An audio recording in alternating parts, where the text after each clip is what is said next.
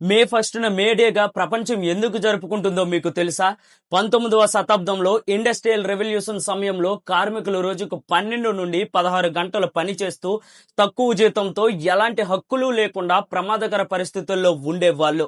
ఈ పరిస్థితులకు వ్యతిరేకంగా రోజుకి 8 గంటల పని అనే డిమాండ్తో 1886 మే 1న అమెరికాలో భారీ స్థాయి సమ్మె చేపట్టారు.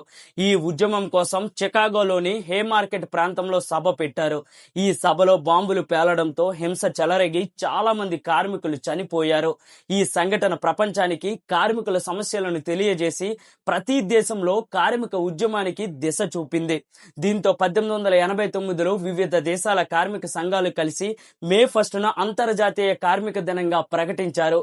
ఈ ప్రభావం భారత్ కూడా చేరి బ్రిటిష్ పాలనలో ఉన్న కార్మికులు తమ హక్కుల కోసం పోరాటం మొదలు పెట్టారు. అంతేకాదు 1923లో చెన్నైలో ఎం సింగారవేలు చట్టారాయ ఆధ్వర్యంలో మొదటిసారి మేడే జరుపుకున్నారు. అప్పటి నుండి మేడే ప్రారంభమైంది.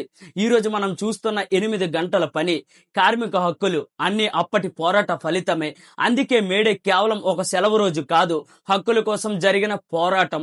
నువ్వు ఒక కార్మికుడు అయితే, లేక నువ్వు ఒక కార్మికుడు కడుపున పుట్టుంటే, లేదా మీ ఇంట్లో ఒక కార్మికుడు ఉండుంటే వీడియోని లైక్ చేయండి.